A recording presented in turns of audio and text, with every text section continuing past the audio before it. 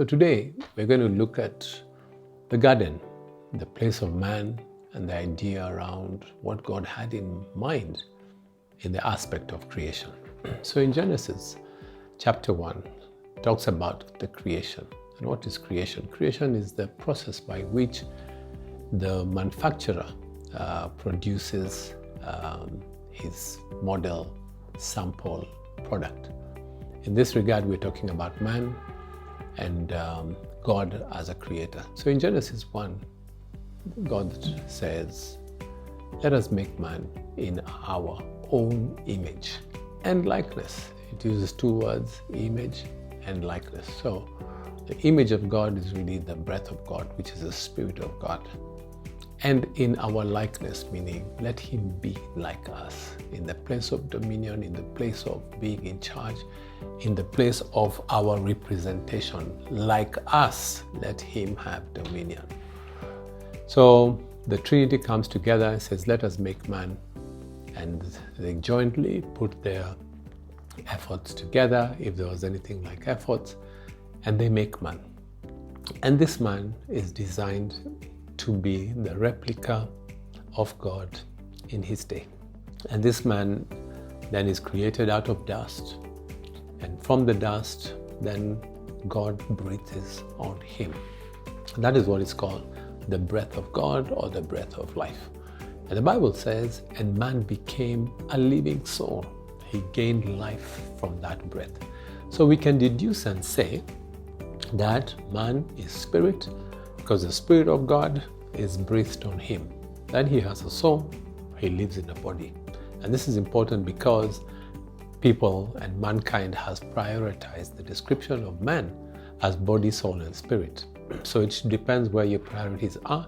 But essentially, in my understanding, man is first and foremost entirely spirit.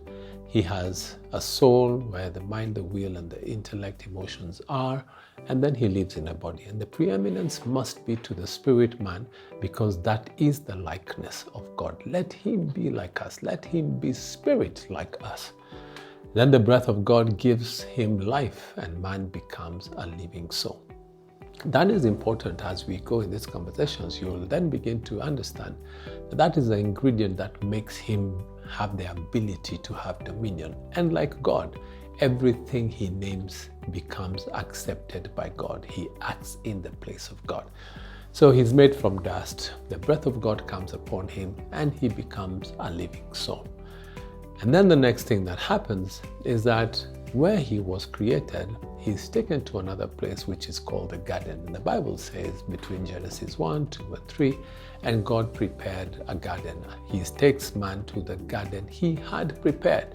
So there was a preparation awaiting a man, and this man is put in this garden. And in this garden, he's told to name and come up with everything that you can name, and as you name, God gave it credence. In other words, man represented him accurately, and God honored that representation in the sense that everything he put together in that place, God said it was good. It's the same garden where God says that it's not good for man to be alone. And that's where the introduction of Eve comes in. That this man should not be alone. In other words, everything looks good, but there is something lacking. And therefore, he introduces and puts this man to sleep, and out of his body and through his bone, he plucks one out and creates this woman called Eve. And Eve comes into the scene, and they said, it's not good for man to be alone. Let us make him a helper who's a helpmate, comparable, not below, not above. Comparable means let him bring strength at equal level with man. And this will be a conversation that we're going to pick up later, where women need to begin to understand that we were brought helpers, and the helper could be essentially a female expression that brings strength to you, or a wife in the case of those who are married. But a helper is not limited just to a wife. There are representations of the female expression and representations of a male expression that bring together the mind of God and bring the counsel of God to be replicated on earth. And that is a story of creation.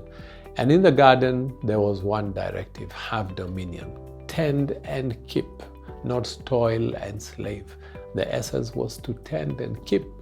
And that is what life is designated to be.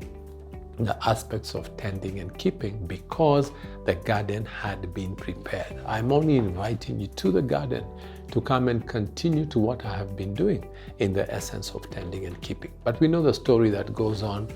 The fall comes in, then deception gets in, and then they realize they are naked, and then they are removed from the garden. And that's when the introduction of toil comes in. That, in summary, is our introduction on the aspects of creation and the essence of the garden. Thank you.